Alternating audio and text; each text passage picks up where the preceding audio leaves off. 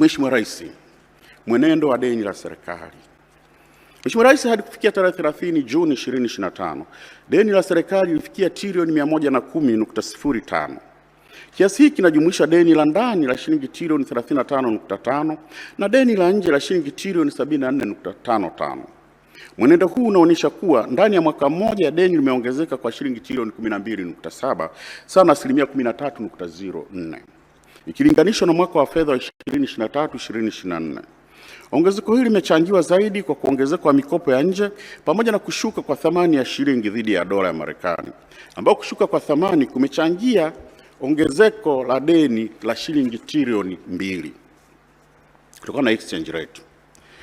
Mheshimiwa Rais, tathmini ya uhimilivu wa deni, debt sustainability analysis, imebaini kuwa deni la serikali bado lipo ndani ya viwango salama vinavyokubalika kimataifa, huku thamani ya sasa ya deni lote la umma kwa pato la taifa ikiwa ni asilimia 40.7 chini ya ukomo wa asilimia 55, na deni la nje kwa pato la taifa likiwa ni asilimia 24.9 chini ya ukomo wa asilimia 40. Aidha, uwiano wa deni la nje kwa mauzo ya nje ni asilimia 125.5 ambao bado upo ndani ya kiwango cha asilimia 180. Viashiria hivi ni pamoja na ukuaji wa uchumi.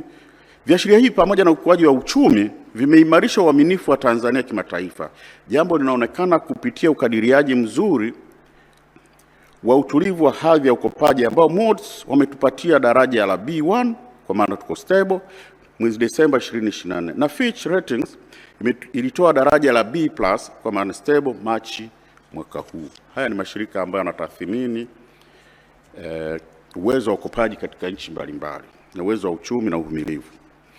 Mheshimiwa Rais, usimamizi wa mapato. Mwenendo wa ukusanyaji wa mapato. Bajeti ya serikali kwa mwaka wa fedha 2024/2025 ilifikia trilioni 50.29 ambapo mapato yaliyopatikana yalikuwa ni shilingi trilioni 47.82 sawa na utekelezaji wa asilimia 93.11.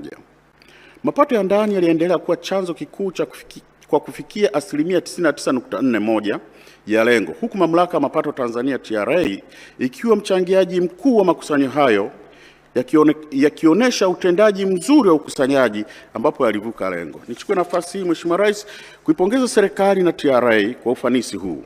Aidha, serikali iliongeza utegemezi wa mikopo ya kibiashara ambayo ilivuka lengo na kufikia asilimia 108.18, wakati misaada ya mikopo nafuu ilifikia asilimia 39.73 ya lengo. Mheshimiwa Rais, kutowasilishwa fedha za mifuko maalum special funds kwenye mifuko husika.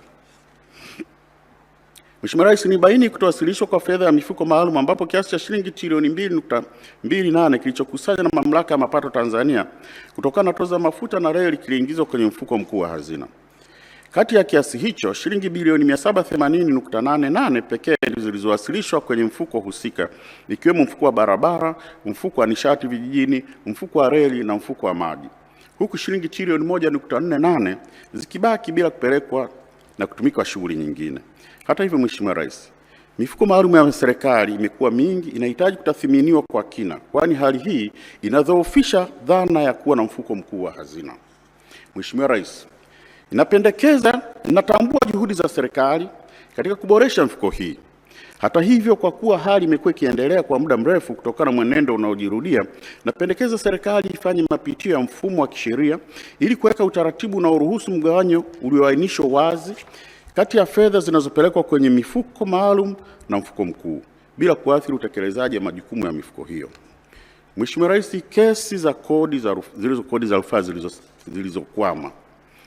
Ukaguzi umebaini kuwa kuna mrundikano mkubwa wa kesi za kodi zisizotatuliwa zenye thamani ya takriban shilingi trilioni 10.75 kwa Tanzania bara na Zanzibar, ikiwa katika ngazi za bodi ya rufaa za kodi TRAB, baraza la rufaa za kodi TRAT na mahakama ya rufaa Tanzania CIT. Idadi ya kesi imeongezeka kwa kasi kutoka kesi 7 mwaka 2019-2020 hadi kesi 1223 mwaka 2024-2025. Kwa maendeleo ya sekta ya utalii na huduma za hoteli nchini, Parrot Hotel iliyopo Kaloleni katikati ya jiji la Arusha ni fahari ya Tanzania. Ina bwawa la kisasa la kuogelea na kupumzika kwa watu wa rika zote, mapokezi yenye ubora.